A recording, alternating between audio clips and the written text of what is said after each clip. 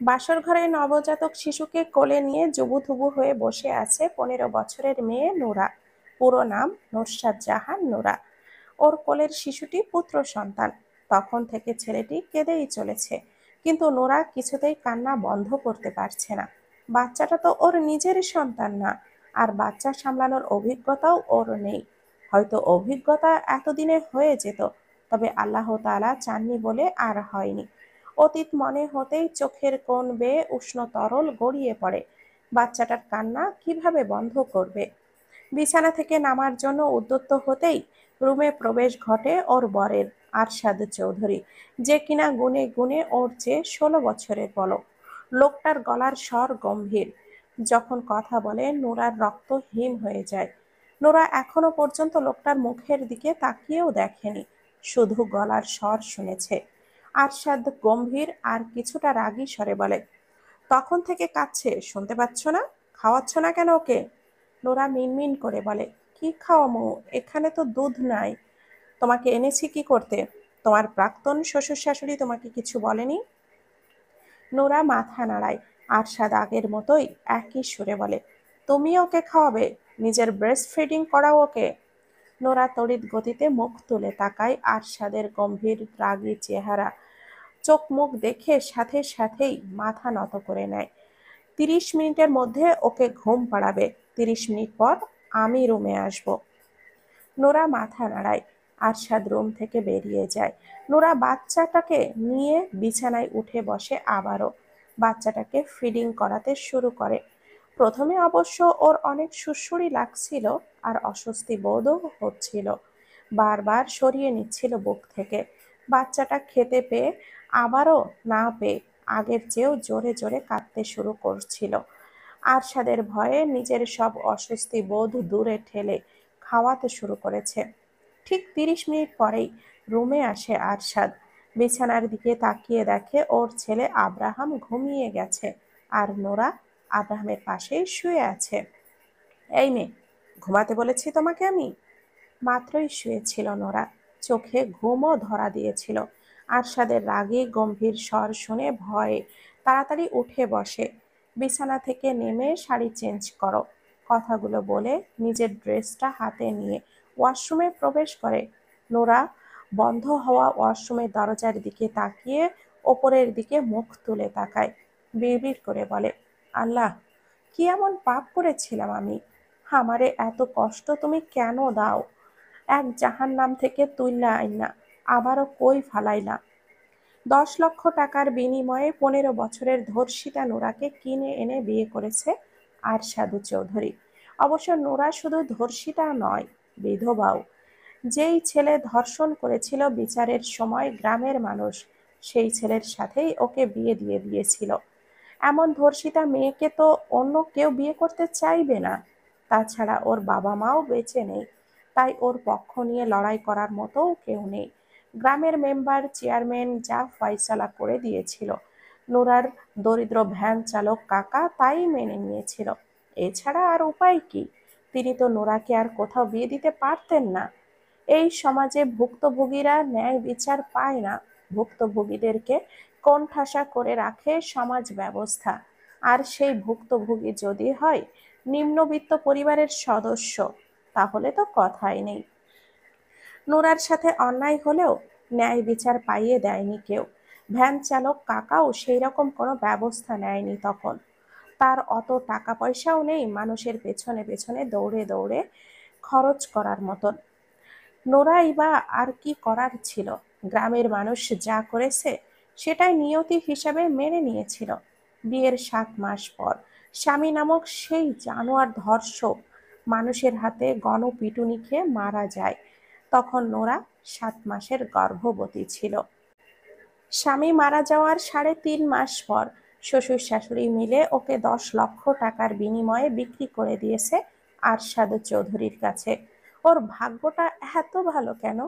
14 বছর বয়সে এক পুরুষের লালসার শিকার হয়ে তার বউ হয়ে গিয়েছিল।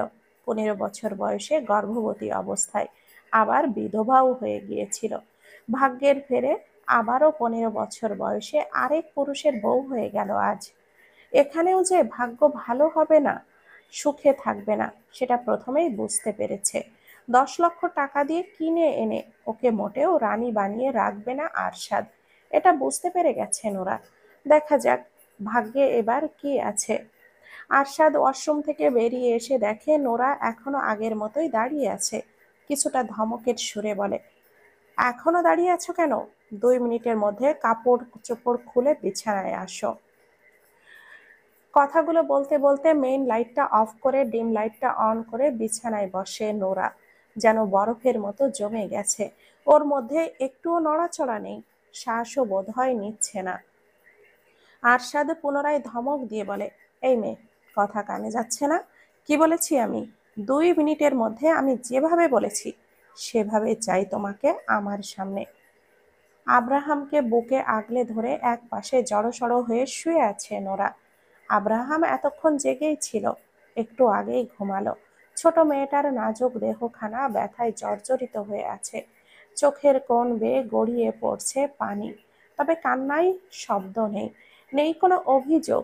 যন্ত্রণায় দম বন্ধ হয়ে আসলেও শ্বাস ফুরাচ্ছে না।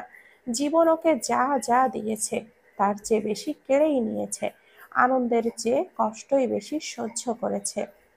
চোখ তুলে আরশাদের দিকে তাকায়, লোকটা উপুড় হয়ে শুয়ে আছে, মুখ ওর দিকে ফিরিয়ে রাখা, গম্ভীর রাগী চোখ মুখ এখন শান্ত। লোকটা ভীষণ পাষাণ, ওকে অনেক কষ্ট দিয়েছে, একটুও দয়া মায়া নেই লোকটার মধ্যে।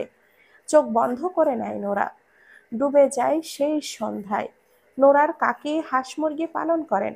সন্ধ্যা হয়ে যাওয়ার পরেও হাঁসগুলো খাল থেকে উঠে আসছিল না বাড়িতে। কাকি হাঁসগুলোকে ধাওয়া দিয়ে বাড়িতে নিয়ে আসার জন্য নোরাকে খালে পাঠায়।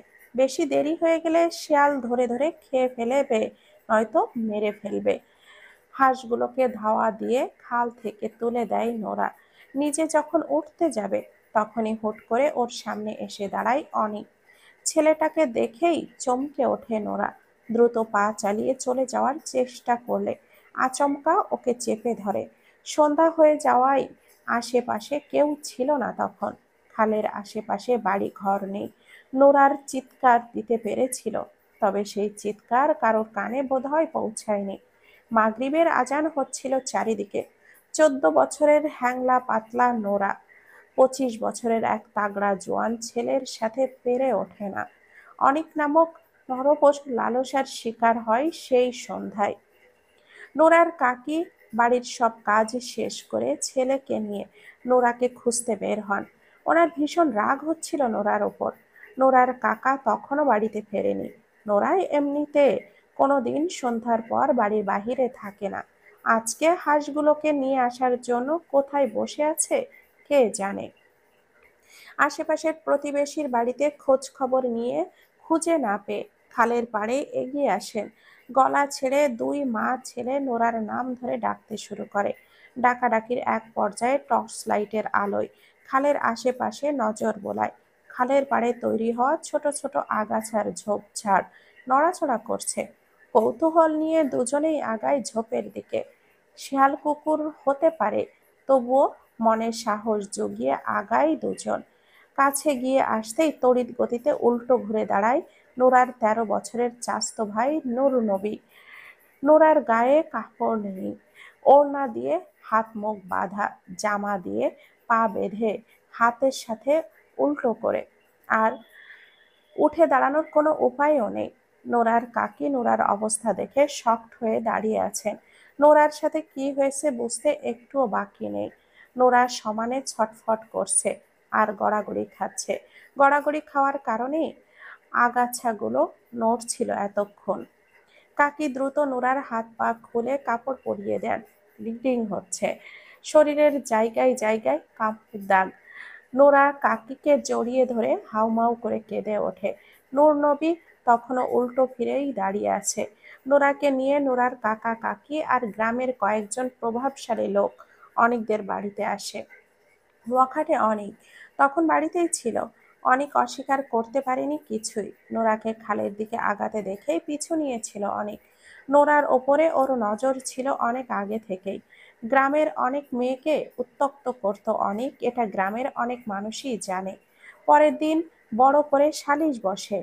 সেখানে ফয়সালা হয় নোরাকে 2 লক্ষ টাকা কাবিন করে বিয়ে করবে অনেক। দুই পক্ষ মেনে নেয়, এছাড়া আর কোনো উপায় ছিল না। অনেক আয় রোজগার করতো না কিছুই, বাপের টাকায় ঘুরে ফিরে বেড়াতো, নেশা পানি খেত, পড়াশোনাও করেনি। অনেকের বাবার একটা ছেলে, একটা ছোটখাটো চায়ের স্টল ছিল, সেখানেও সেই রকম আয় হতো না।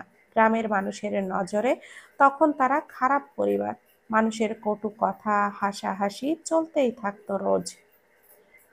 বিয়ের আগে রেপ হলেও বিয়ের পর হতো ম্যারিটাল রেপ। আর প্রায় প্রতি রাতেই ব্যথায় জর্জরিত করে দিত অনেক। নোরা কাঁদলে গলা চেপে ধরতো, ভয় দেখাতো, গায়ে হাত তুলতো।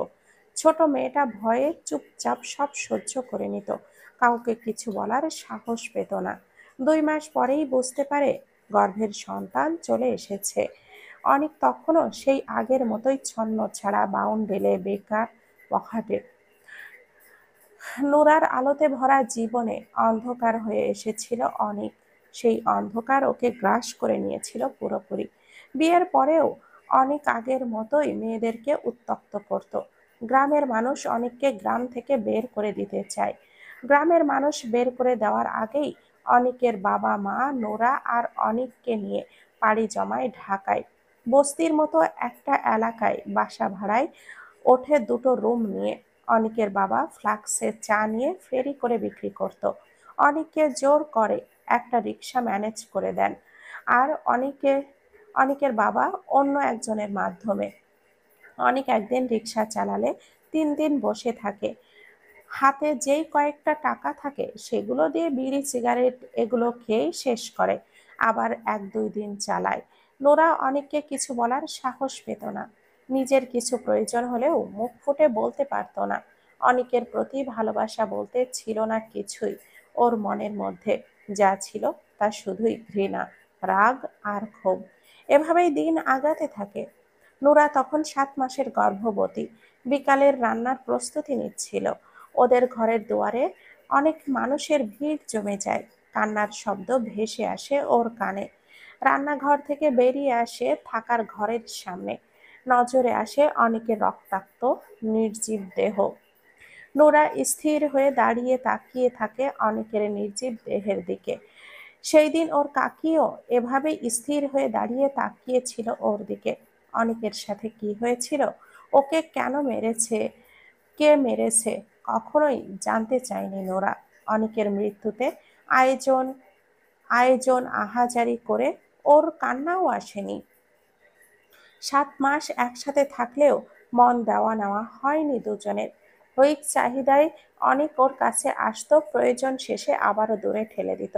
অনেককে ভালোবাসার মতো কিছুই করেনি অনেক ওর জন্য। অনেক কোনো ভালো স্মৃতি দেয়নি ওকে। সব সময় নিজের বস্তুর মতো করে দেখেছে আর ব্যবহার করেছে। এমন মানুষের প্রতি ভালোবাসা কিভাবে জন্মাবে? অনেকের জন্য কান্না না আসলেও নিজের সন্তানের জন্য কান্না আসছিল। ও এতিম, আর ওর সন্তানও দুনিয়ায় আসার আগেই এতিম হয়ে গেল। এতিমদের এই সমাজে কোনো দাম নেই। এই সমাজে এতিম মানেই বোঝা। আশেপাশের অনেকেই বলাবলি করছিল, এটা কেমন বউ, জামাই মইরা গেছে কিন্তু কাঁদে না কেন?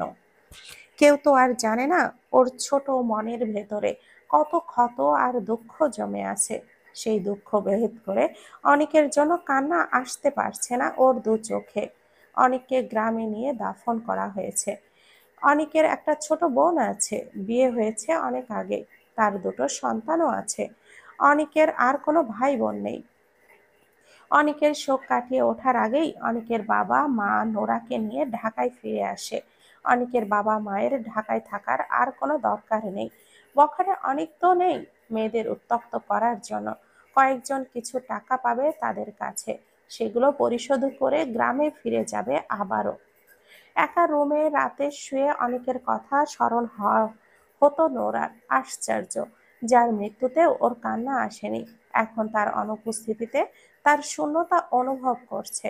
অনেক আর আসেনি ওই রুমে। ওকে ঘুম থেকে টেনে তুলে ব্যথায় জর্জরিত করেনি, গলা চেপে ধরেনি, গালাগালি করেনি, গায়ে হাত তোলেনি। ওকে যন্ত্রণা দেওয়ার জন্য আর ফিরে আসেনি। সবাইকে মুক্তি দিয়ে চলে গিয়েছে সারা জীবনের জন্য। অনেকের মৃত্যুর 1.5 মাস পেরিয়ে যায়। নোরা শুনেছিল অনেককে গণপিটুনি দিয়ে মারা হয়েছে। রিক্সা চালাতে গিয়ে কোন মেয়ের সাথে নাকি ঝামেলা করেছিল। অবশ্য এই ছেলের তো আবার সুন্দরী মেয়ে দেখলে হুঁশ থাকতো না। বেশি কিছু জানার আগ্রহ দেখায়নি নোরা। নামাজ পড়ে অনেকের জন্য দোয়া করত। যতই হোক স্বামী ছিল তো। দুপুরের রান্না শেষে গোসল করে নামাজ আদায় করে খাবার খায়। বিছানায় শোয়ার পর অনুভব করে পেটের ভেতরে বাচ্চাটা নড়াচড়া করছে না। স্মরণ হয় আজ সকাল থেকেই খুব একটা নড়াচড়া করেনি। ডেলিভারির সময়ও প্রায় হয়ে এসেছে। গ্রামের কাকার বাড়িতে চলে যেতে চেয়েছিল, তবে ওর শ্বশুর শাশুড়ি রাজি হননি। ওনারও গ্রামে ফিরে যেতে চাইলেও আর যাননি, আর হয়তো আর যাবেনও না। বিকালে শাশুড়িকে জানায় বাচ্চাটা নড়াচড়া করছে না দুপুর থেকে। সে গুরুত্ব না দিয়ে বলেছিল, মাঝে মধ্যে বাচ্চা চুপচাপ থাকে, সমস্যা নাই, পরে আবার নড়াচড়া করব। কিন্তু ওর বাচ্চাটা আর নড়াচড়া করেনি। রাতে পেইন শুরু হয়। পরের দিন সকালে হাসপাতালে যাওয়ার পর মৃত বাচ্চা ডেলিভারি হয়। মেয়ে হয়েছিল। নোরা নিজের সন্তান হারিয়ে সেদিন কেঁদেছিল ভীষণ।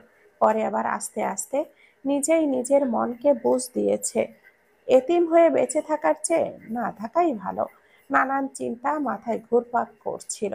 কেমন যেন পাগলের মতো অবস্থা হয়ে গিয়েছিল। ওর শাশুড়ি ওকেই দোষ দিত বাচ্চা মারা যাওয়ায়।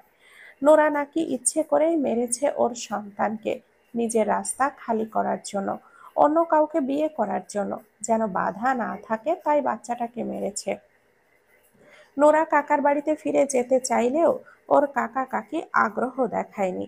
যেই বোঝা ঘাড় থেকে নেমে গিয়েছে সেই বোঝা আর ঘাড়ে তুলতে চায়নি। তারপর তারপর একদিন কিভাবে যেন আরশাদ চৌধুরী ওর খোঁজ পেয়ে গেল। তারপর টাকার বিনিময়ে চিরদিনের জন্য কিনে নিয়ে আসলো নিজের কাছে। আরশাদ চৌধুরী চাইলেই ধনী পরিবারের মেয়েকে বিয়ে করতে পারত, চাইলেই অবিবাহিত সুন্দরী মেয়ে বিয়ে করতে পারত। আরশাদ চৌধুরী ভীষণ চালাক চতুর একজন মানুষ। সে জানে নোরাকে যেভাবে খুশি সেভাবেই নাচাতে পারবে। ওর টু শব্দর বিপরীতে নোরার টু শব্দটাও করতে সাহস করবে না কোনোদিন। নোরা শোয়া থেকে উঠে ফ্রেশ হয়ে আসে। সারা অঙ্গে ব্যথা অনুভব করছে। মনে হচ্ছে কেউ যেন খুব মেরেছে ওকে। বিষণ্ণ হয়ে উদাস হয়ে সোফায় গা এলিয়ে বসে পড়ে। অনিকের বাবা মা ওকে পছন্দ করে না, ভালোবাসে না জানতো, কিন্তু টাকার বিনিময়ে এভাবে বিক্রি করে দেবে কল্পনাও করেনি। বিছানায় শুয়ে থাকা আরশাদের দিকে তাকায় আবার। আরশাদের প্রথম বউ কোথায়? এত ছোট বাচ্চা রেখে কোথায় গেছে? মারা গেছে নাকি বাড়িতেই আছে? আরশাদের পরিবারের সবাই কোথায়? নানান প্রশ্ন মাথায় ঘুরঘুর করলেও উত্তর দেওয়ার মতো কেউই নেই। আরশাদকে স্বাভাবিক মানুষের মতো লাগেনি ওর কাছে, কেমন যেন সাইকো টাইপের। আরশাদের ঘুম ভাঙে অনেক দেরি করে।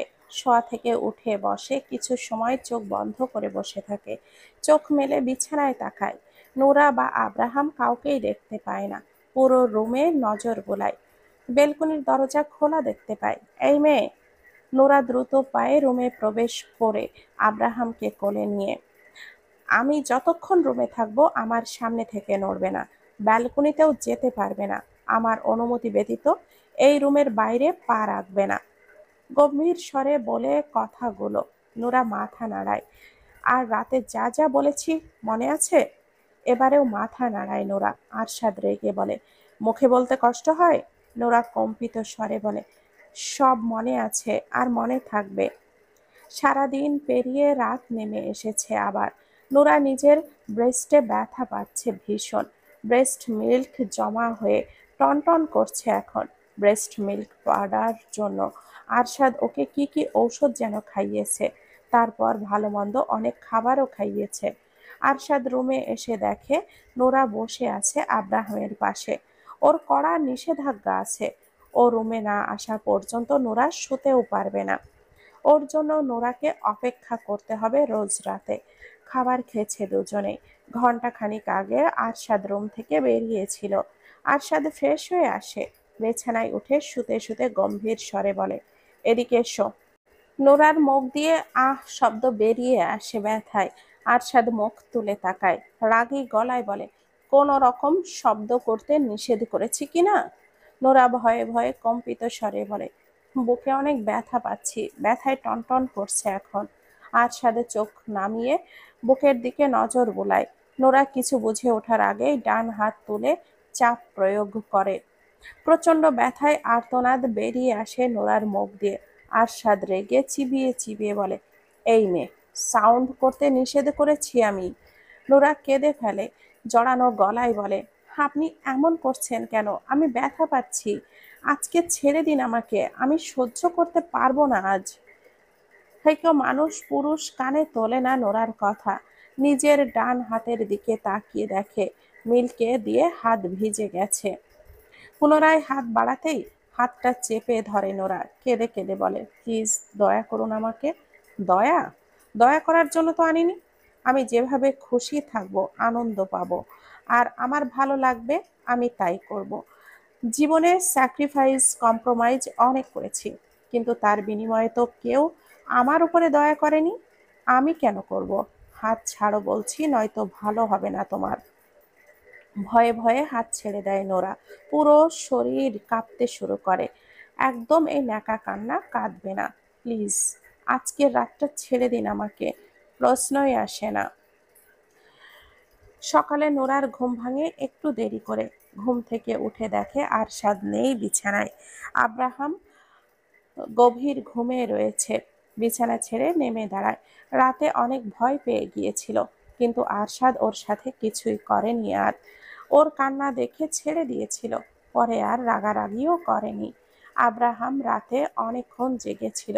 ঘুম ঘুম চোখে আব্রাহামকে কোলে নিয়ে বসেছিল নোরা। আর এই কারণেই সকালে ঘুম থেকে উঠতে দেরি হয়ে গেছে। বাথরুমের দরজার কাছে আসতেই বুঝতে পারে ভেতরে আরশাদ রয়েছে। ভেতর থেকে দরজা বন্ধ আর পানি পড়ার শব্দ পাওয়া যাচ্ছে। সরে এসে ড্রেসিং টেবিলের সামনে দাঁড়ায়। উস্কো খুস্কো ড্যামেজ চুলগুলোর খোপা খুলে আছড়ে নেয়। পেছন ফিরতেই দেখে আরশাদ কোমরে টাওয়াল পেঁচিয়ে দাঁড়িয়ে আছে। আরশাদের গম্ভীর চোখ মুখ দেখেই নোরা শুকনো ঢোক গিলে নেয়। হৃদস্পন্দন বেড়ে গেছে, ভয়ে বুকের ভেতর ধুকপুক করছে। আরশাদকে নিজের দিকে এগিয়ে আসতে দেখে গলা শুকিয়ে যায় আরো। সামনে থেকে সরবে নাকি দাঁড়িয়ে থাকবে বুঝতে পারছো না? সরলে যদি রেগে যায়, আবার না সরলেও যদি রেগে যায়, কোন দিকে যাবে নোরা? এমন অদ্ভুত একজন মানুষের সাথে এক ছাদের নিচে একসাথে কিভাবে বসবাস করবে নোরা? অনেক যতই খারাপ থাকুক না কেন, এই আরশাদ চৌধুরীর মতো তো ছিল না। সামনে থেকে সরবে নাকি এভাবেই মূর্তির মতো দাঁড়িয়ে থাকবে? চিবিয়ে চিবিয়ে কথাগুলো শুনে দ্রুত সরে দাঁড়ালো নোরা। আরশাদ ড্রেসিং টেবিলের সামনে এসে দাঁড়ায়। নোরা আর দেরি করলো না, দ্রুত পায়ে বাথরুমে প্রবেশ করলো। এই লোকের সামনে দাঁড়িয়ে থাকার চেয়ে বাথরুমে গিয়ে বসে থাকা ভালো। বেশ অনেকক্ষণ পর রুম থেকে বেরিয়ে আসে নোরা। আরশাদ ফর্মাল ড্রেস পরে রেডি হয়ে বসে আছে বিছানায়। নোরা বের হতেই আগুন চোখে তাকায়। ওর চাহনি দেখে নোরার অন্তরাত্মা খাঁচা ছাড়া। আরশাদ গম্ভীর অথচ রাগী স্বরে বলে, ফ্রেশ হতে কতক্ষণ লাগে? সারা জীবন বাথরুমে বসে থাকার প্ল্যান করছিলে নাকি? নোরা কিছুই বলে না। টেবিলের ওপরে খাবার রাখা আছে, খেয়ে নেবে। আমি এখন বের হব, ফিরবো দুপুরে। আব্রাহামকে দেখে রাখবে, ওকে কাঁদলে খাবার আছে তোমার। নোরা চুপচাপ শোনে সব কথা। আব্রাহাম বসা থেকে উঠে দাঁড়ায়, দোপাধাপ পা ফেলে দরজার কাছে এগিয়ে যায়, আবার পেছনে ফিরে তাকিয়ে বলে, মনের ভুলেও রুমের বাহিরে বের হলে পা কেটে ফেলবো। বের হব না, মনে থাকে যেন। থাকবে। আরশাদ বেরিয়ে চলে যায় দরজা ভিড়িয়ে দিয়ে। নোরা ফোঁস করে স্বস্তির শ্বাস ছাড়ে। যাই হোক, দুপুর পর্যন্ত শান্তিতে থাকতে পারবে আজকে। খাবার খেতে বসে আরশাদের কথা স্মরণ হয়। লোকটা খেয়েছে, খায়নি বোধহয়। গতকাল রুমে ওর সাথেই খেয়েছিল 3 বার, আর আজকে বোধহয় নিচে গিয়ে খাবে। নোরা বেশি কিছু ভাবল না। খিদে পেয়েছে তাই খাওয়া শুরু করে। খাবারের স্বাদ অনেক ভালো, আর এই সব খাবার আগে কোনোদিনও খায়নি নোরা। এমন দামি দামি খাবার খাওয়ার মতো ভাগ্য ওর ছিল নাকি কোনোদিন? কাকির সংসারে কাকি যা দিত তাই খেত, শাশুড়ির সংসারেও শাশুড়ি যা দিত তাই খেত, এই বাড়িতেও যা দেয় তাই খায়। কিন্তু ওর খাওয়া শেষ হয় আর আব্রাহাম ঘুম থেকে উঠে যায়। নোরা দ্রুত হাত ধুয়ে পানি খেয়ে বিছানায় উঠে বসে। আব্রাহামের গায়ের ওপর থেকে ব্ল্যাঙ্কেটটা সরিয়ে দেয়, কাপড় চোপড় পরিবর্তন করে কোলে তুলে নেয়। বাচ্চার যত্ন কিভাবে করতে হয় নোরার জানা নেই, যেভাবে নিজে পারছে সেভাবেই করছে বিয়ের রাত থেকেই। দুপুরে ফ্লো ফেরার কথা থাকলেও আরশাদ ফেরে সন্ধ্যার পর। ক্লান্ত শরীরে রুমে প্রবেশ করতেই দেখে নোরা আব্রাহামকে কোলে নিয়ে বসে আছে বিছানায়। নোরা একবার চোখ তুলে তাকিয়ে সাথে সাথেই চোখটা নামিয়ে নেয় আবার। আরশাদকে ভীষণ ক্লান্ত দেখাচ্ছে। সারাদিন কি খায়নি নাকি? আরশাদ দুজনের দিকে তাকিয়ে থাকে কিছু সময়, মুখে কিছু না বলে হাত ঘড়ি খুলে গায়ের শার্টটা খুলে ফেলে। পকেট থেকে ফোনটা বের করে ওয়ালেটটা বের করে বেল্টটা খুলে দেয়। টাওয়ালটা হাতে নিয়ে ধোপাধাপ পা ফেলে বাথরুমে প্রবেশ করে। এখান থেকে এখানে একটু আস্তে ধীরেও তো যাওয়া যায়। বেশ সময় নিয়ে গোসল করে বাথরুম থেকে বের হয় আরশাদ। ক্লান্ত চোখ মুখ এখন একটু সতেজ লাগছে। ট্রাউজার পরে বিছানার কাছে এগিয়ে আসে। নোরার সামনে বসতেই নোরার শ্বাস প্রশ্বাস বন্ধ করে নেয়। শ্বাস নেওয়ার শব্দ শুনে যদি রেগে যায়। নিজের বলিষ্ঠ হাত দুটো বাড়িয়ে নোরার কোল থেকে আব্রাহামকে নিজের কোলে তুলে নেয় আরশাদ। নোরা ভয়ে ভয়ে একটু পিছিয়ে যায়। আরশাদ চোখ তুলে তাকাতেই স্থির হয়ে বসে রইল আবার। আরশাদ ছেলের গায়ে জামাটা তুলে ভালোভাবে খেয়াল করে। নোরার দিকে তাকিয়ে বরাবরের মতোই গম্ভীর স্বরে বলে, ওর গায়ে বেবি অয়েল দাওনি? দিয়ে দাও। দুপুরে গোসল করানোর পরে দিয়েছিলাম। তারপর আর দাওনি? না। কেন? জোরে কথা শুনে চমকে ওঠে নোরা। ভয়ে ভয়ে আরশাদের মুখের দিকে তাকিয়ে সাথে সাথেই মাথা নত করে নেয় আবার। কম্পিত স্বরে বলে, দুপুরে দিয়েছিলাম এই জন্য আর দেই নাই। এই ভাষায় আমার সামনে কথা বলতে নিষেধ করেছিলাম আমি। ভুল হয়ে গেছে, আর বলবো না। এক ভুল আর কতবার হয়? আর হবে না। অয়েল মাসাজ করনি কেন? ত্বক কেমন খসখসে হয়ে গেছে চোখে দেখনি? কিভাবে বাচ্চার যত্ন নিতে হয় জানো না? না। এর আগে কোনো বাচ্চার যত্ন নাওনি? না। কাউকে নিতেও দেখনি? না। ওর পুরো শরীরে অয়েল মাসাজ করো এখনই। বিছানায় শুয়ে দেয় আব্রাহামকে। নোরা বেবি অয়েলের বোতলটা নিয়ে আসে। আব্রাহামের গায়ের পোশাক খুলে অয়েল মাসাজ করতে শুরু করে। এটা কিভাবে করছো? কিভাবে করব? কিচ্ছু পারো না দেখছি। নোরা চুপ হয়ে থাকে। আরশাদ দেখিয়ে দেয় কিভাবে কিভাবে অয়েল মাসাজ করতে হবে। ডক্টরের কাছ থেকে বেবিকে অয়েল মাসাজ কিভাবে করতে হয় তা শিখিয়েছিল আরশাদ। তোমার তো কেউ নেই তাই না? নোরা মুখ তুলে তাকায়। পুনরায় অয়েল মাসাজ করতে করতে বলে, কাকা কাকি আর দুই কাকাতো ভাই বোন আছে। তোমার বাবা মায়ের কি হয়েছিল? ঘরে আগুন লেগে মারা গিয়েছিল। তখন তুমি কতটুকু ছিলে? 3-4 বছরের মনে হয়। তুমি বাঁচলে কিভাবে? নোরারা মুখ তুলে তাকায় আবার।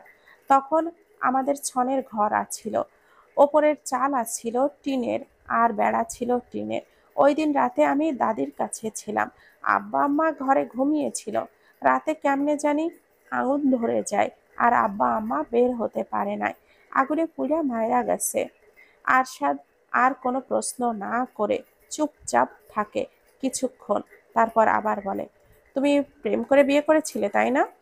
চমকিত নয়নে তাকায় নোরা। কথা বলছো না কেন? এই কথা আপনারে কে বলছে? আমার সামনে শুদ্ধ ভাষায় কথা বলতে বলেছি। এইসব আঞ্চলিক ভাষার কথা বলবেন আমার সামনে। প্রেম করে বিয়ে করেছি কে বলেছে আপনাকে? অ্যারেঞ্জ ম্যারেজ ছিল? না। Love marriage? না। অ্যারেঞ্জ ম্যারেজ না, আবার লাভ ম্যারেজও না। তাহলে বিয়ে হয়েছিল কিভাবে? নোরা চুপ হয়ে থাকে। ও মোটেও এই সব কথা মুখ দিয়ে বের করতে চায় না। তেলের বোতল রেখে আব্রাহামকে পাতলা গেঞ্জি পরিয়ে দেয়। নরম কাপড়ে আচ্ছাদিত করে কোলে তুলে নেয়। আমি কিছু জিজ্ঞেস করেছি, উত্তর দাও। আপনি পুরানো কথা কেন শুনতে চাইছেন? বলো তুমি। নোরা বুঝতে পারছে না বলে আর উপায় পারছে বলে আর উপায় নেই, বলতেই হবে। মাথা নত করে আব্রাহামকে মুখের দিকে তাকিয়ে বলতে শুরু করে সেই দিনের সন্ধ্যা থেকে পরের দিন বিয়ে হওয়া পর্যন্ত সকল ঘটনা। নোরার কথা শেষ হতেই আরশাদ চোখ বন্ধ করে নেয়, লম্বা শ্বাস টেনে ফোঁস করে শ্বাস ছাড়ে। বুকের ভেতর কিছু একটা হচ্ছে। কিছু সময় পর চোখ মেলে তাকায়। নোরা এখনো আব্রাহামের মুখের দিকে তাকিয়ে আছে। ওর চোখ দুটো থেকে টপ টপ করে পানি গড়িয়ে পড়ছে আব্রাহামের গায়ের ওপর। আরশাদ পুনরায় গম্ভীর স্বরে বলে, বিয়ের পর থেকে শেষ পর্যন্ত বলো, কোনো কিছু যেন বাদ না পড়ে। নোরা নিচের দিকে দৃষ্টি রেখে শুরু করে, শেষ পর্যন্ত খুলে সব বলে। ওর হেঁচকি উঠে গেছে। আরশাদ হাত বাড়িয়ে ছেলেকে কোলে তুলে নেয়, ক্রুদ্ধ স্বরে বলে, ওই দুইজন আমাকে মিথ্যা বলেছে তাহলে? নোরা চোখের পানি মুছে মুখ তুলে তাকায়। আরশাদের কথাগুলো বুঝতে পারেনি। কে মিথ্যা বলেছে এটা জিজ্ঞেস করার সাহস হচ্ছে না ওর। আরশাদ আবারও বলে, তুমি মিথ্যা বলছো না তো আমাকে? নোরা দ্রুত দুই দিকে মাথা নাড়ায়। আমি কিন্তু মিথ্যা একদমই সহ্য করতে পারি না। খোঁজ নিয়ে যদি জানতে পারি তুমি আমাকে মিথ্যা বলছো, তাহলে তোমার কি অবস্থা করব কল্পনাও করতে পারবে না। আমি মিথ্যা বলিনি আপনাকে। এত কিছু হওয়ার পরেও তুমি কেন তোমার কাকার বাড়িতে ফিরে যাওনি? ফিরে যেতে চেয়েছিলাম, কিন্তু কাকা কাকি নিতে চায়নি। ঘাট থেকে নেমে যাওয়া বোঝা আর ঘাড়ে তুলতে চায়নি। আমাকে অনিকের বাবা মার সাথেই মানিয়ে নিয়ে থাকতে বলেছিল। যাও, মুখ ধুয়ে আসো। নোরা বিছানা থেকে নেমে বাথরুমে প্রবেশ করে। বাথরুমে প্রবেশ করেই শব্দ করে কেঁদে ওঠে, দ্রুত নিজের মুখ নিজেই চেপে ধরে কান্নার শব্দ বন্ধ করার জন্য। রুমে বসে থাকা আরশাদ নোরার কান্না স্পষ্ট শুনতে পেয়েছে। এতক্ষণ ওর সামনে বসে থাকায় কাঁদতে পারছিল না। বসা থেকে উঠে ছেলেকে কোলে নিয়ে রুম থেকে বেরিয়ে যায়। নোরা বাথরুম থেকে বেরিয়ে হাত মুখ ধুয়ে মুছে নেয়। আরশাদ রুমে নেই এখন। বাথরুম থেকে বের হতেই বেশি কি দেরি করে ফেলেছে? আরশাদ কি রাগারাগি করবে ওর ওপর? মনে মনে ভয় পাচ্ছে নোরা। বিছানার দিকে আগাতেই গলা খাকারি দিয়ে রুমে প্রবেশ করে একজন মেড। কাচের ছোট গোল টেবিলের ওপরে ট্রেটা রেখে রুম থেকে বেরিয়ে যায় খালি জগ দুটো হাতে নিয়ে। আরশাদ রুমে প্রবেশ করে। ওকে দেখে একপাশে জড়সড় হয়ে দাঁড়ায় নোরা। আব্রাহাম ঘুমিয়ে গেছে। বিছানায় শুইয়ে দিয়ে ঢোক গেলে আরশাদ সোজা হয়ে দাঁড়িয়ে নোরার দিকে তাকাতেই নোরা মাথা নিচু করে নেয়। খিদে পেয়েছে আমার। নোরা চোখ তুলে একবার তাকিয়ে টেবিলের কাছে এগিয়ে আসে। দুটো প্লেট সোজা করে খাবার বেড়ে নেয়। মেড নক করে অনুমতি নিয়ে রুমে প্রবেশ করে। পানির জগ দুটো রেখে চলে যায় সাথে সাথেই। আরশাদ চেয়ারে টেনে বসে খাবার খাওয়ার জন্য। আর কাজের চাপে দুপুরের খাওয়ার সময় পায়নি, আর ওর খেতেও ইচ্ছে হয়নি। খেতে বসছো না কেন? দ্রুত চেয়ারে বসে পড়ে নোরা। প্লেটের দিকে দৃষ্টি রেখে খাওয়া শুরু করে। খাওয়ার ফাঁকে ফাঁকে আরশাদের কিছু লাগবে কিনা জিজ্ঞেস করে তুলে দেয় প্লেটে। খাওয়া শেষে আরশাদ রুম থেকে বেরিয়ে যায়। নোরা প্লেট বাটিগুলো গুছিয়ে রেখে বিছানায় এসে বসে। এখন ওর শুয়ে ঘুমাতে ইচ্ছে করছে। দুর্বল শরীর থাকায় অলসতা ভর করেছে খাওয়ার সাথে সাথে। 10টার পর রুমে ফিরে আসে আরশাদ। বিছানার দিকে তাকিয়ে দেখে নোরা ঘুমে দুলছে রীতিমতো। চোখ দুটো অনেক কষ্টে মেলে রেখেছে। দরজা লাগিয়ে ফ্রেশ হয়ে এসে পানি খায়। রুমের মেন লাইটটা অফ করে দিয়ে ড্রিম লাইটটা অন করে তারপর বিছানায় উঠে বসে। আরশাদকে রুমে ফিরে আসতে দেখে নোরার ঘুম টুম সব পালিয়ে গেছে। আমার দিকে ঘুরে বসো। আরশাদের রাশভারী গম্ভীর স্বর শুনে নোরার ভেতর পর্যন্ত কেঁপে ওঠে। এতটা গম্ভীর হয়ে কেউ কিভাবে কথা বলতে পারে? নোরা ঘুরে বসে। আরশাদ আব্রাহামের দিকে দেখিয়ে বলে, ওর নাম কি? আব্রাহাম চৌধুরী। ওর বাবার নাম? নোরা মুখ তুলে তাকায়। এমন অদ্ভুত প্রশ্নগুলো কেন করছে ওকে? ওর বাবার নাম কি? আরশাদ চৌধুরী। ওর মায়ের নাম? নোরা এবার আর কিছুই বলতে পারে না। আব্রাহামের মায়ের নাম তো ওর জানা নেই।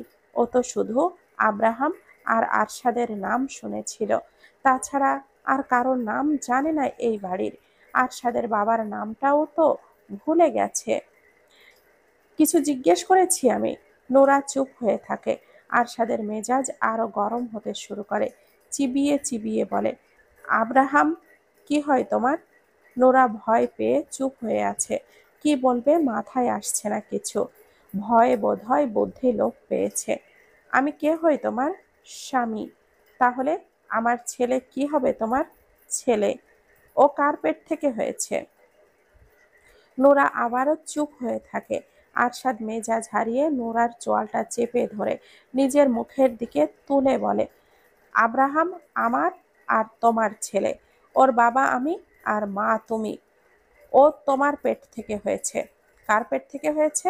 নোরা ভয়ে ভয়ে কম্পিত স্বরে বলে, আমার। ওর মাকে? আমি। ওর বাবা মাকে? আমি আর আপনি। হ্যাঁ, সারা জীবন মনে থাকে যেন এই কথাগুলো।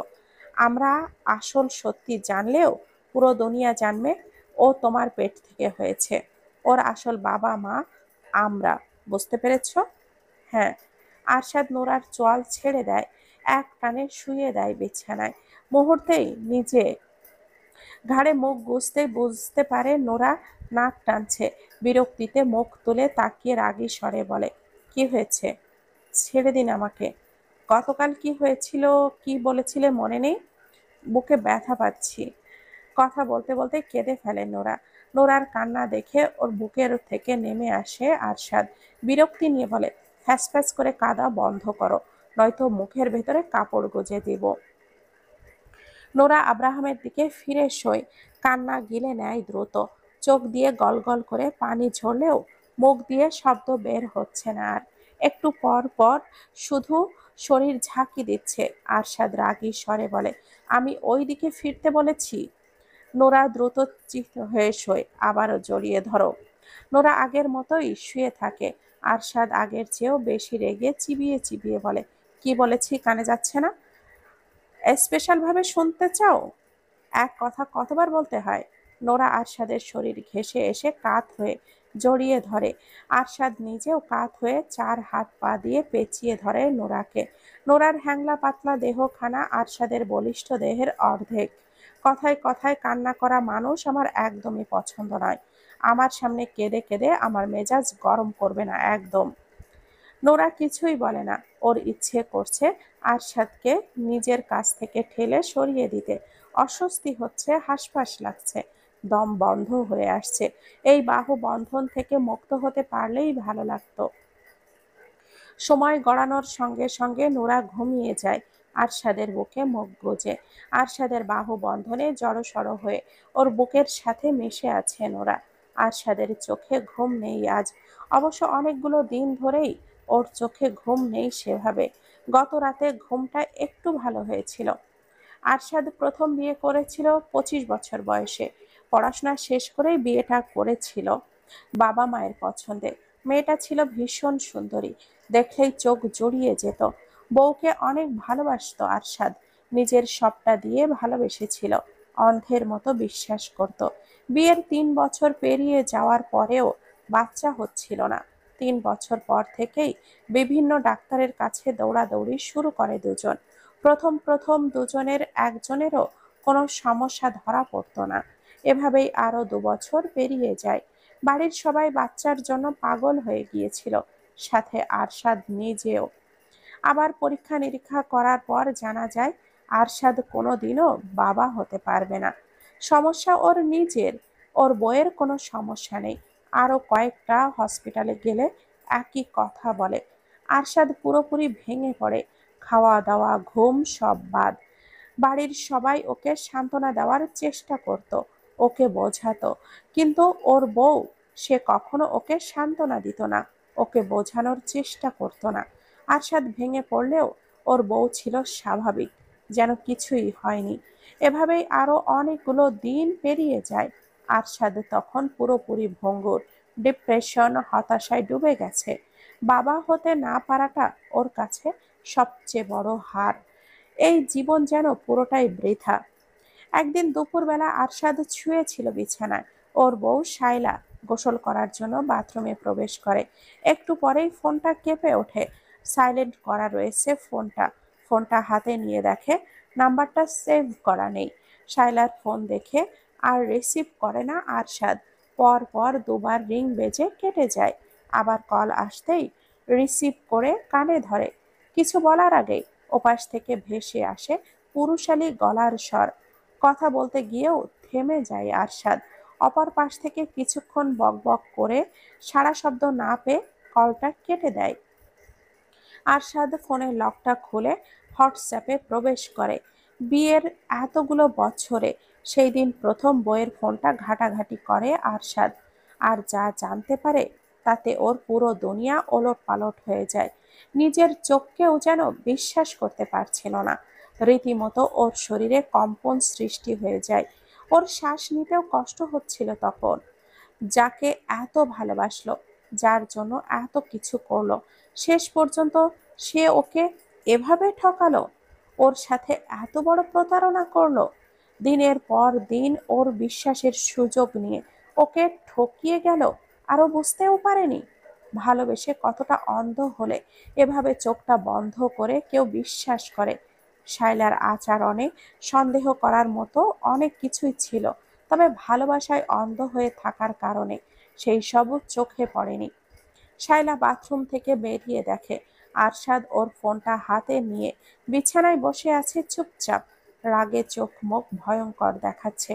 শায়লা ভয় পেয়ে যায় ওর চোখ মুখ দেখে। এর আগে কোনো দিন আরশাদকে এমন রূপে দেখেনি। আরশাদ ভীষণ রাগী মানুষ, শায়লা জানে, তবে ওর সাথে কোনোদিনও উঁচু গলায় কথা বলেনি এখনো পর্যন্ত। শায়লাকে দেখে ফোনটা হাতে নিয়ে বিছানা থেকে নেমে দাঁড়ায় আরশাদ। চুপচাপ দাঁড়ায় সামনে। ফোন শায়লার মুখের দিকে ধরে গম্ভীর স্বরে বলে, এগুলো কি? শায়লা চুপ করে থাকে। ওর গলা শুকিয়ে গেছে, মুখ দিয়ে কোনো কথা বের হচ্ছে না। আরশাদ খপ করে শায়লার গলাটা চেপে ধরে বাম হাতে।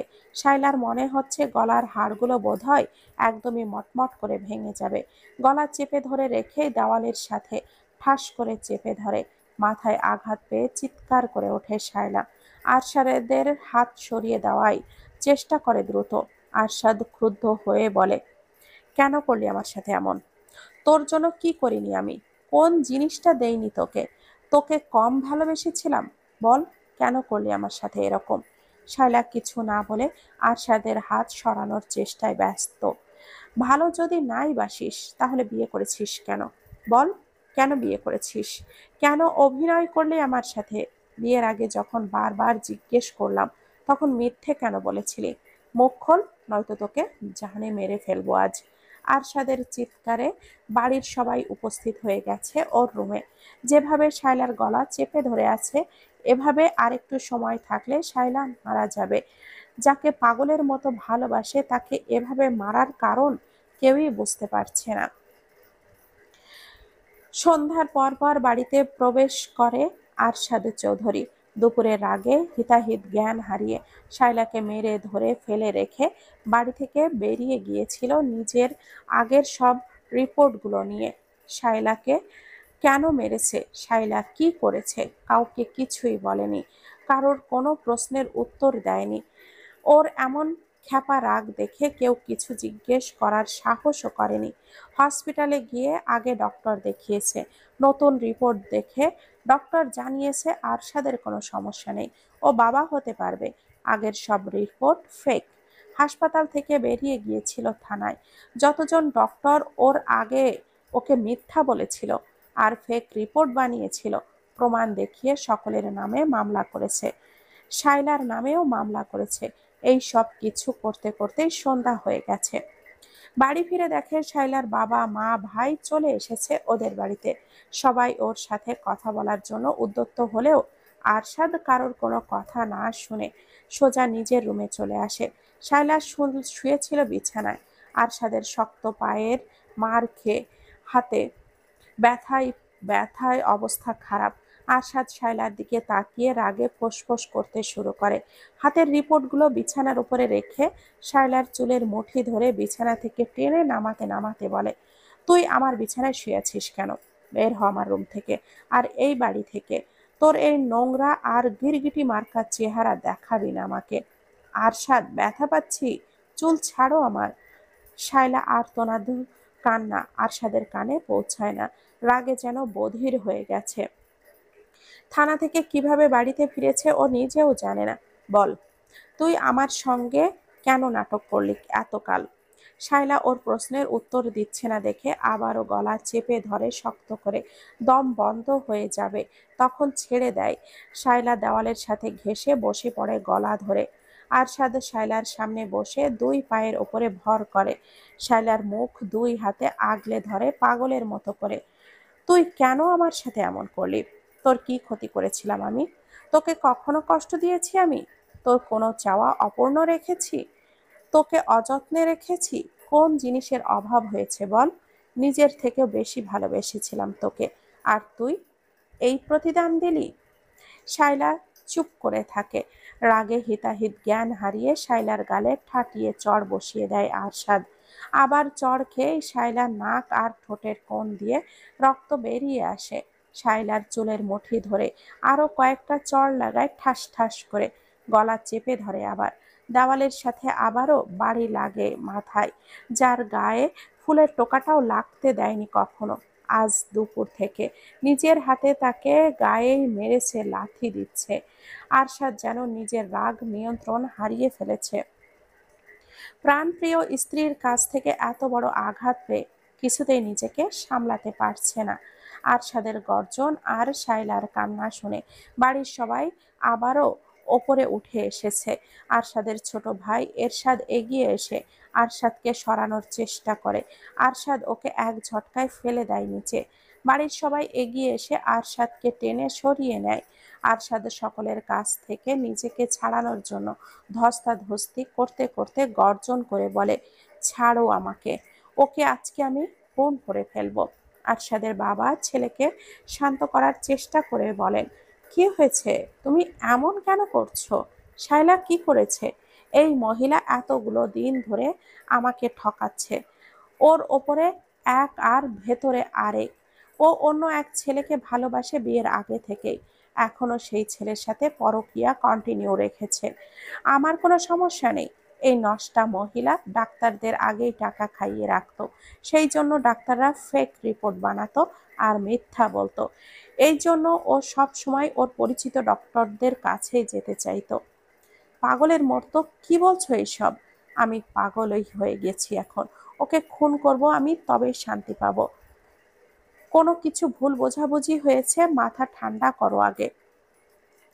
আরশাদ সকলের কাছ থেকে নিজেকে ছাড়িয়ে নেয়। পকেট থেকে শায়লার ফোনটা বের করে একের পর এক পিক বের করে সকলকে দেখাতে শুরু করে।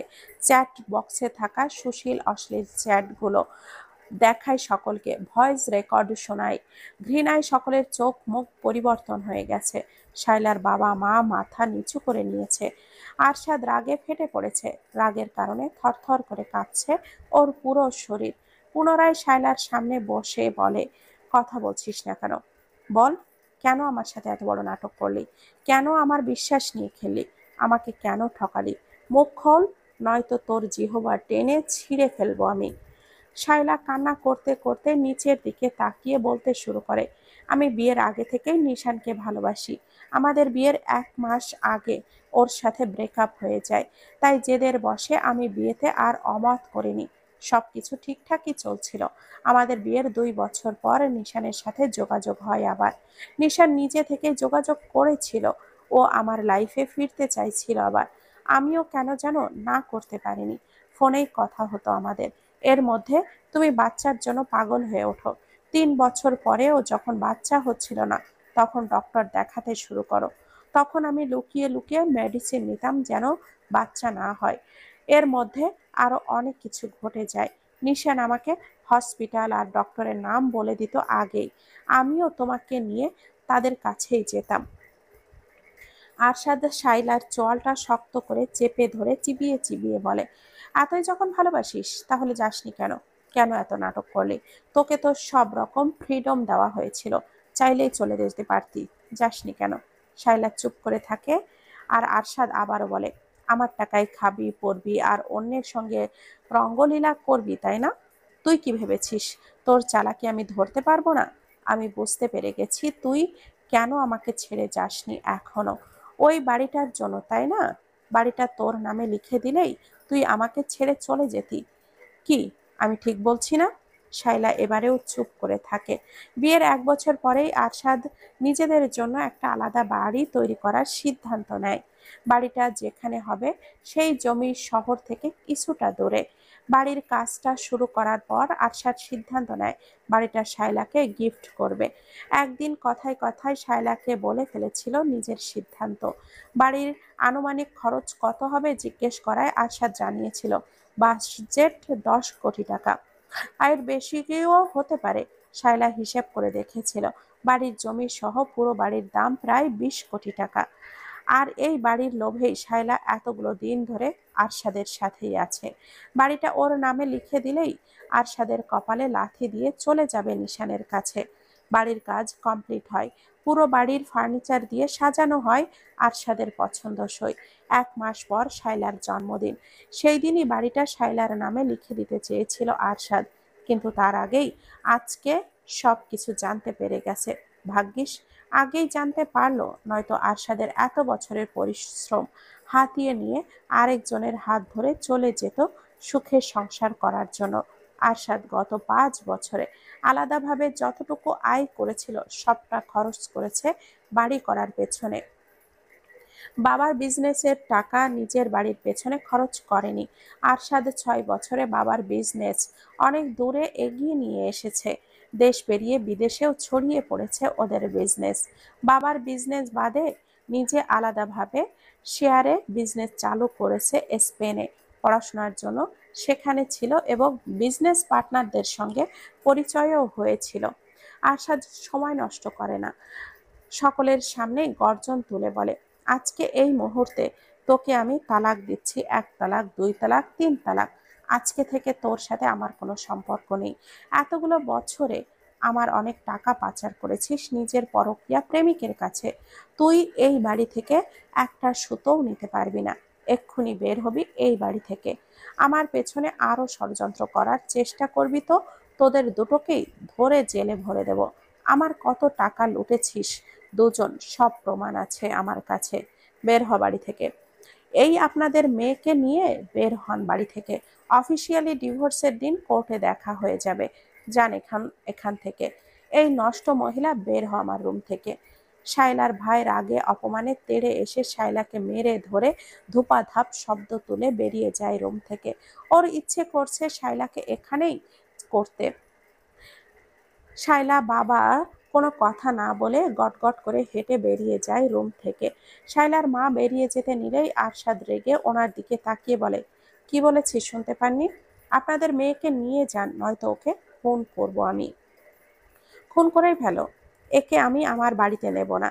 এই দিন দেখার আগে কেন আমার মরণ হলো না? আরশাদ শায়লার হাতটা টেনে নিয়ে রুম থেকে বের হয়। ওর বড় বড় কদমের সাথে পেরে উঠছে না শায়লা। আরশাদ এক প্রকার ওকে টেনে হিচড়ে নিচে নামাচ্ছে, বাড়ি থেকে বেরিয়ে রাস্তায় ছুঁড়ে ফেলে এক প্রকার। একদলা থুতু ছুঁড়ে দেয় মুখের ওপরে, গেট লাগিয়ে দেয়। উল্টো ঘুরে সোজা নিজের রুমে চলে আসে, দরজা লাগিয়ে স্থির হয়ে দাঁড়ায়। বুকের ভেতর যন্ত্রণায় ফেটে যাচ্ছে, শ্বাস বন্ধ হয়ে আসছে।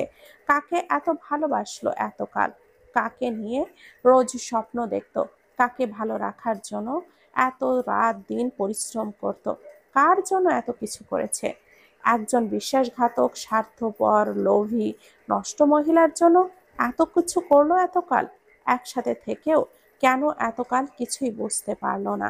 ভালোবাসায় এতটাই অন্ধ হয়ে গিয়েছিল যে শায়লাকে নিয়ে অমন কিছুই ভাববার দুঃসাহস করতো না আরশাদ। প্রাণপ্রিয় স্ত্রী, হায় কি করেনি এই মেয়ের জন্য! যখন যা চেয়েছে সব দিয়েছে, যেভাবেই হোক যখন যা করতে চেয়েছে তাই করতে দিয়েছে, সব রকম ফ্রিডম দিয়েছিল। আর এই মহিলা কি করলো? গত 4টা বছর ধরে ওকে নিখুঁতভাবে ঠকিয়ে গেল। কি নিখুঁত অভিনয় তার! ওই মায়াবী চেহারা, এত নিখুঁত অভিনয় কিভাবে লুকিয়ে রাখতো?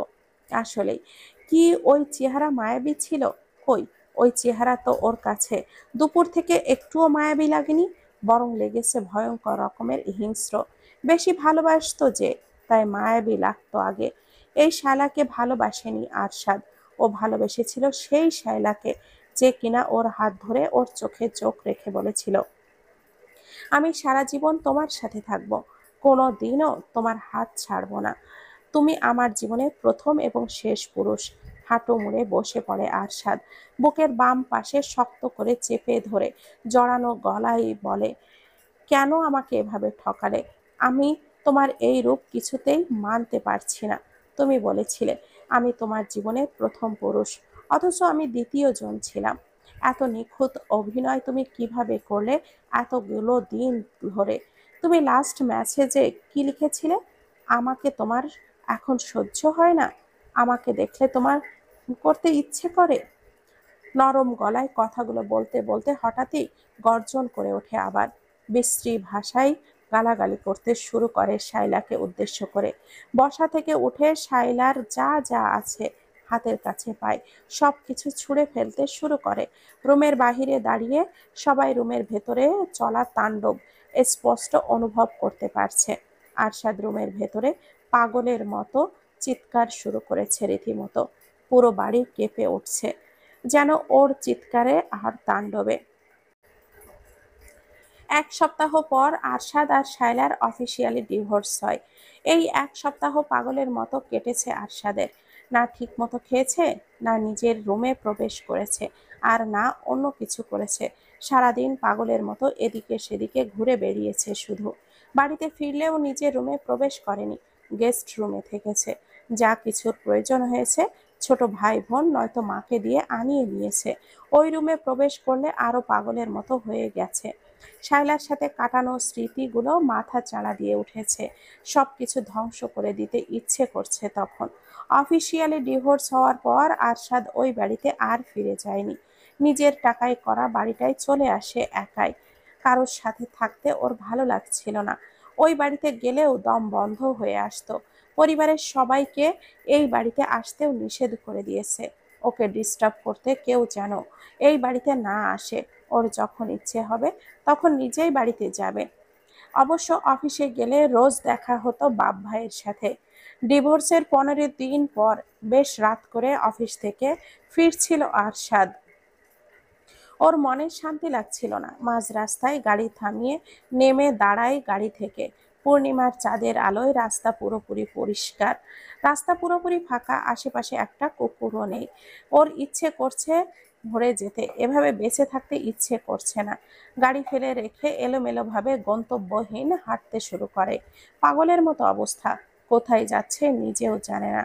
কিছু দূর হেঁটেই আরশাদের পা দুটো থেমে যায়। কানে ভেসে আসে নবজাতক শিশুর কান্না। আশেপাশে নজর বোলায়, এত রাতে এই ফাঁকা রাস্তায় বাচ্চা কাঁদছে কোথা থেকে। কান্না অনুসরণ করে আগায়, এসে দাঁড়ায় ডাস্টবিনের পাশে। পকেট থেকে ফোনটা বের করে টর্চটা অন করে। রক্তমাখা কাপড়ে আচ্ছাদিত করা একটা বাচ্চা গলা ছেড়ে কেঁদে চলেছে। আরশাদ স্থির হয়ে দাঁড়িয়ে থাকে কিছু সময়, তারপর ঝুঁকে পড়ে বাচ্চাটার দিকে। হাত বাড়িয়ে গায়ের ওপর থেকে কাপড়টা সরিয়ে দেয়। কয়েক ঘন্টা আগেই বোধহয় জন্ম হয়েছে। সোজা হয়ে দাঁড়িয়ে আশেপাশে নজর বুলায়। নিজের গায়ের শার্টটা খুলে ফেলে, বাচ্চাটাকে তুলে শার্ট দিয়ে পেঁচিয়ে নেয়। রক্তমাখা নোংরা কাপড় আর ধরে না। উল্টো ঘুরে আবারও হাঁটা শুরু করে গাড়ির দিকে। শহর থেকে কিছুটা দূরে হওয়ায় রাস্তাঘাট একদম ফাঁকা। মানুষজনের একটা টু শব্দও অবধি নেই। আশ্চর্যের ব্যাপার হচ্ছে আরশাদ বাচ্চাটাকে কোলে তুলে নেওয়ার পরেই কান্না বন্ধ হয়ে গেছে। এক হাতে ড্রাইভিং করে বাড়িতে পৌঁছায় আরশাদ। ওর বাড়িতে এক মধ্যবয়স্ক দম্পতি থাকে বাড়ির কাজকর্ম আর রান্না বান্না করার জন্য। মহিলা আরশাদের কোলে ছোট বাচ্চা, তাও আবার এমন অবস্থায় দেখে অবাক হয়ে তাকিয়ে থাকে। আরশাদ নিজেই বাচ্চাটাকে মহিলার কোলে তুলে দিয়ে বলে পরিষ্কার করে খাওয়াতে। বাচ্চাটাকে পরিষ্কার করার পর নরম কাপড়ে আচ্ছাদিত করে গরুর দুধ গরম করে খাওয়ায়। খাওয়ার পর ঘুমিয়ে যায়। ছোট দেহখানায় বেশ কয়েকটা আঘাতের চিহ্ন পাওয়া যায়। বেশ বেশ অযত্নে অবহেলায় রাস্তার পাশে ডাস্টবিনে ফেলে রেখে গিয়েছিল কোনো এক হৃদয়হীন মানুষ। আরশাদের হয়ে ফ্রেশ হয়ে এসে চুপচাপ খাবার খায়। তারপর বাচ্চাটাকে কোলে নিয়ে সোফায় বসে থাকে। বাচ্চাটার নাম দেয় আব্রাহাম চৌধুরী। আরশাদ চৌধুরীর ছেলে আব্রাহাম চৌধুরী। একটা সন্তানের বড় লোভ ছিল আরশাদের। অনাকাঙ্ক্ষিতভাবে ওর একটা সন্তান হয়ে গেছে। একবার যখন পেয়েছে এই বাচ্চাটাকে, আর কাছছাড়া করবে না কোনোদিন। 2 দিন পার হওয়ার পর আরশাদ বুঝতে পারে ওর ছেলের একজন মা লাগবে, ওরে কারোর দরকার। এভাবে আর কতদিন একজন প্রতারকের কারণে নিজে সাফার করবে? তারপর খোঁজ চালায় একজন মায়ের। আরশাদ যেমন মেয়ে খুঁজছিল ঠিক তেমন মেয়ের খোঁজ পেয়ে যায় 2 দিনের মধ্যে। সময় নেয় না আরশাদ। পরের দিনই অনেকের বাবার মায়ের সকল ডিমান্ড পূরণ করে নোরাকে নিজের কাছে নিয়ে আসে একেবারের জন্য। নোরা চাইলেও কোনো দিন ওকে আর ওর ছেলেকে ছেড়ে যেতে পারবে না। নোরার পুরো দুনিয়া ঘিরে থাকবে আরশাদ আর আব্রাহাম। নোরাকে কোনো রকম স্বাধীনতা দেয় না আরশাদ। ও যা চাইবে বলবে তাই করতে বাধ্য নোরা। নোরাকে এই রুমের বাহিরেও যেতে দেবে না কোনো দিন। নোরা আরশাদের প্রিয়জন নয়, শুধুমাত্র প্রয়োজন। আর সব সময় প্রয়োজন হয়েই থাকবে। প্রিয়জন বানিয়ে আর কষ্ট পাবে না আরশাদ। এখন আর ওর মনে কোনো নারীকে ভালোবাসতে চায় না। আরশাদ নিজেও আর কাউকে ভালোবাসতে চায় না। বিয়ে করলেই কি ভালোবাসতে হবে নাকি?